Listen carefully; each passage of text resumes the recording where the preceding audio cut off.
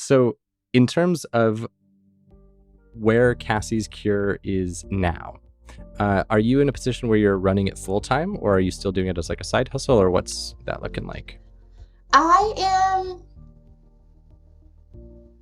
feel like I'm doing it full time, but I do have a 9 to 5 job as well, simultaneously. So I guess you can consider it a side hustle if we're using societal terms and norms, but it literally feels full time for sure, because there's a lot of consulting.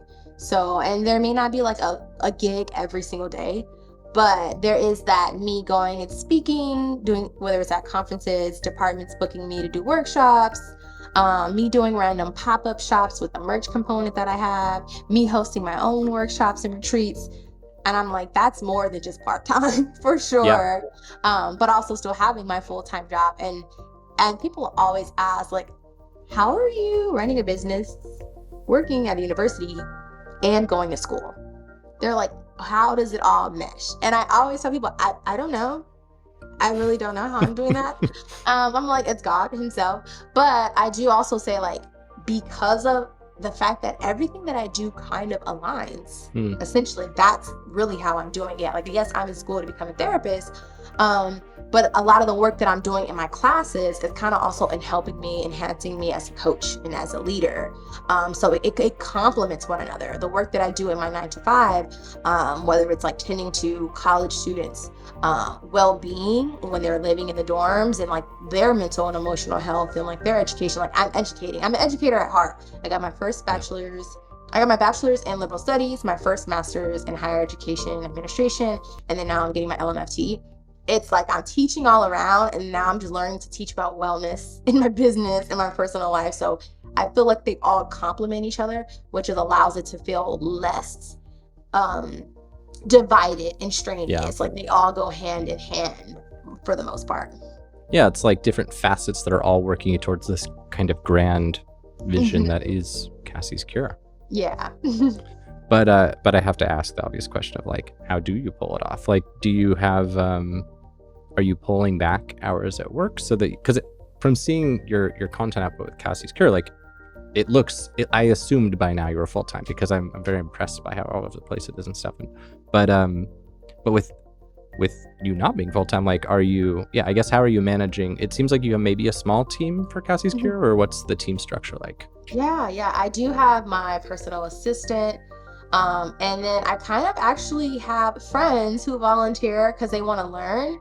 So they're like, oh my gosh, I kind of probably want to host my own workshops. I'll help you with this one. And I'm like, okay, cool. Like, I can teach you the ropes of creating your own, like, here's the background planning that I do. So kind of having support that way. For my program, it is online. And then when it comes to content creation, a lot of my content is also created by the things that I experience.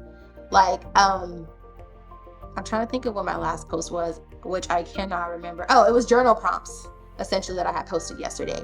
And that is a result of me just journaling. So sometimes if I'm having a conversation with someone, I'm like, this is content. And I can take note of it, but while still enjoying my conversation. So I don't have to necessarily scramble and be like, oh my gosh, what can I post? What can I post? I'm like, I talk about life. I talk about self-care all the time. The content at this point in my business just flows to me naturally. And usually I use auto posting apps. Essentially, I'm like, okay, I'll make the content primarily on the weekend. I use auto posting apps for the content that goes on my main page. And then on downtime, I'll hop in my story and be like, hey y'all, what's going on? Let's chat. Because I also don't want people to feel like they're talking to a robot. Which I also noticed, I feel like if you are creating a course, being able to still engage with people after you put the course up, letting people know ways that they can still contact you, it's going to set you apart. Like, one of the things that I notice about women who buy merch from me or who do one-on-one coaching with me or anything, they're always just like, I love how I can still talk to you. I love, like, sometimes on Instagram, they'll be like, oh my gosh, you replied to my DM? And I'm like, yeah. And they're just like, well, you have so many followers. And I'm like, okay, like, you're still a human. I'm still a human. Like, I don't want to get to 1 million followers and not talk to any of y'all. So I don't want all these people to buy my course and then I never speak to you. Like, you bought my course for a reason. And so really being able to still trying to find those ways to be intentional about still talking to your community and your audience, whether you're randomly going live on Instagram, live on TikTok or anything, like just making sure that you're engaging with them in as many ways as possible. Or like even in my email newsletters, when I send out my weekly motivational stuff, I'm always like, reply back to this email, answer these questions. And then they answer them and I will respond back. And they're like, I didn't get to respond back to that email. And I'm like, no, I told you to reply. I'm going to reply too. With your course, do you have it structured with like a community ongoing component or like a cohort-based thing? Or is the support that you offer, it's kind of like unexpected extra icing on the cake kind of support? It's usually, if I have a course of individuals do the course together, because I like doing it live, which a lot of people say is taxing, and it is if you do it too many times. Right now, I'm not hosting the course live because of work and school and everything. But I will create like a little group chat for people to stay connected, whether it's through Instagram, whether it's through, well, that's primarily the main one that everyone has. They'll all have Instagram. So we'll have a group chat on there and then sending motivational things or being like, hey, y'all, I got this event coming up. Do y'all want to come? Do y'all want to meet each other? If you're local, where can I find a space for us all to have dinner? Essentially, that way it's not too strenuous on you all. But I know it's a little bit harder for individuals who follow me and are on the East Coast. Like one of the things, I tried to switch up sending out my self-care calendars, the time that I would send it out. And I was like, okay, I'm going to send it out a little bit later. I'm going to send it out at 10 a.m. PST. And I usually was sending it out at like 7 a.m. PST. But I was like, oh, maybe that might be too early. Literally almost everyone on the East Coast was DMing me like, hey, did I miss the calendar? It didn't go out. It usually goes out at this time. I got so many, and I was like, I didn't even notice that y'all noticed this. Like, you know what I mean? But I was like, oh, snaps. Everyone was like, did I miss it? What's going on? Can you send it to me? And so it let me see like, oh, girl, don't switch that up. Leave it how it was. About like 30 people DM'd me. I was like, let me not. I don't have to fix what's not broken. But being aware of that as well. Wow. I have this Fathom note-taking tool, and I mark some of these little gems that you've said. And I feel like that's a huge one of just the subtle impact of consistency, even if it's not like published consistency, published promise, that I think is such a great compliment to you that people noticed when you didn't post it and thought they missed it.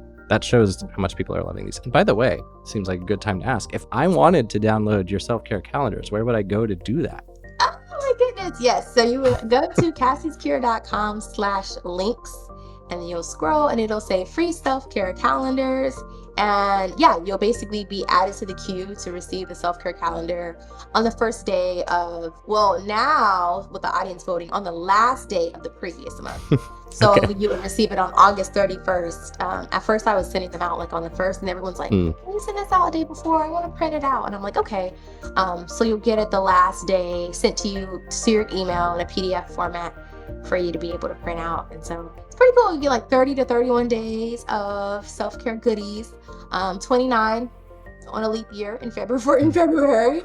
But yeah, I've been able to really nurture my audience needs in that way, giving them little self-care ideas. I like that.